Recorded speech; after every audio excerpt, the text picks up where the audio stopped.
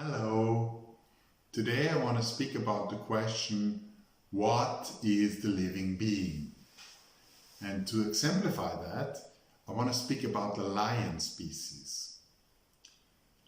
Lions are the biggest cats, and they are the only cat which live in prides. And why is that?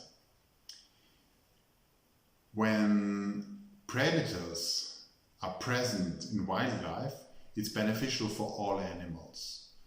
Researchers found that out. Maybe because all other animals then have to run or to defend themselves against the predators, and this seems to make all the other species more healthy and more strong. So there are different sizes of cats, and with the different sizes come different prey animals, different typical prey animals for them. And also for lions, some prey animals are typical, but since lions operate in prides, they can even go for very big animals, like for buffaloes, with a weight of up to 1,000 kilos, and they even can go for elephants or giraffes. And this is because they are hunting in prides, and this makes them much stronger and enables them to go for bigger prey animals. So one specific thing about lion prides is that the young males in the prides, when they reach an age of about 2 years, they get chased away by the dominant male of the pride. The young females are allowed to stay. They can stay in the same pride all their life. But males get chased away when they are about 2 years old. Then they have to care for themselves alone. They have to vagabond through different territories, have to be careful not to be seen by the dominant male there, and have to hunt their own prey, which is quite hard for a single lion. Lions are much better if they hunt in groups. But the young males have to achieve that, and they have to achieve to get stronger and bigger, of course, because when they reach an age of about 4 or 5 years, they should be big enough and strong enough to attack the leader of a pride and to take over the pride. This is usually a fight for life or death, and if they prevail, they are the new leaders of a pack. But if they lose, they can be happy if they survive this fight. So let's say a young lion takes over a pride. The first thing he usually does after taking over the pride is he kills the young cubs. He kills the young lion cubs.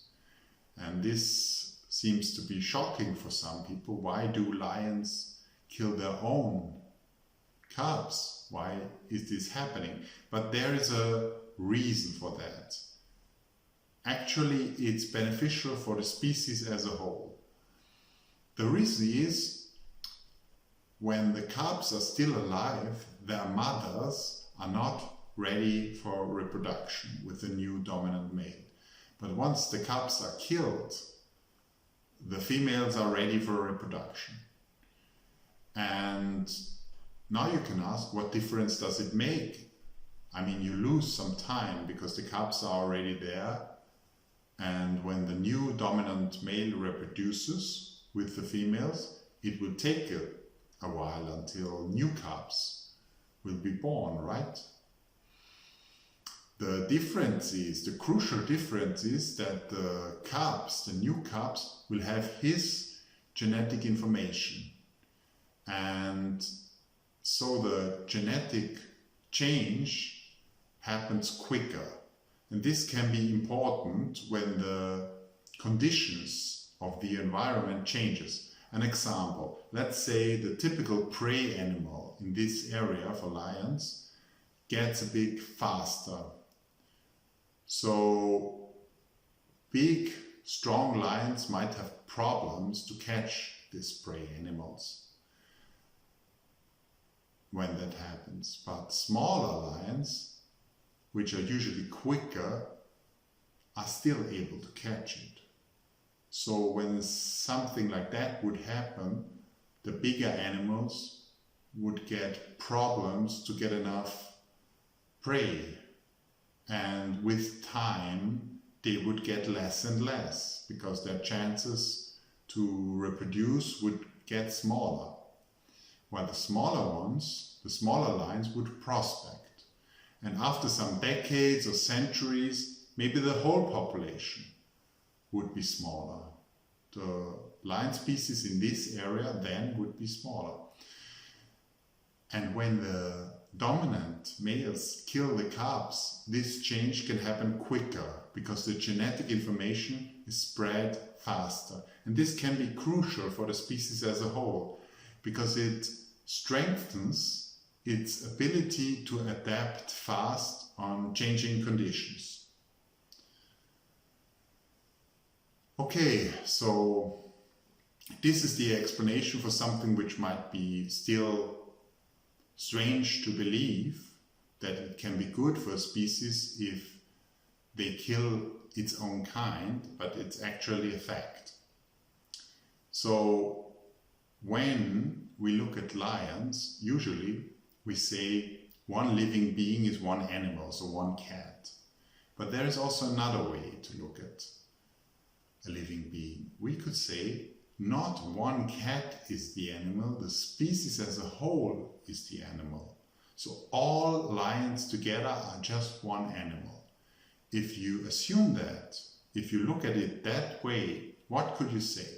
Well, this animal consists of hundreds of thousands of different bodies, so it's very powerful. You cannot kill it easily.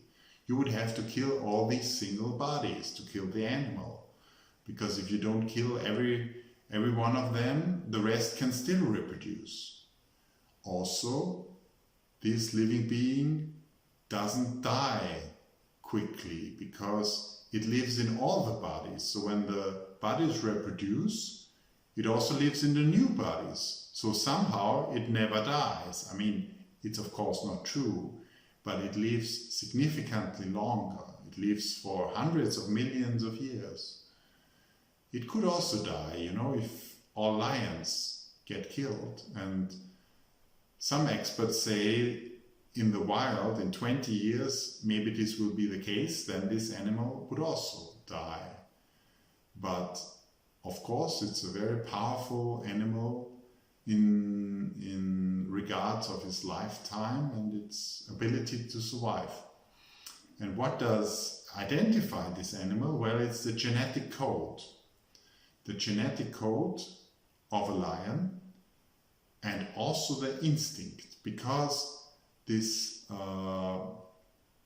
behavior to kill their own cubs, this is usually not a conscious decision by a single lion, by a single male lion, which decides that, should I kill the cubs or shouldn't I? It's just instinct. He just does it. And this is included in the genetic information. So also that identifies this life form. And this life form can also reproduce. The last time it happened when the lion split up to the lion as we have it now and the leopard. They used to be one species, but then they separated. So this is also a feature of such an animal, to be able to split up and reproduce in such way. So I wanted to exemplify another way, an alternative way to look at a species, to see one species as one animal. Thank you very much for watching.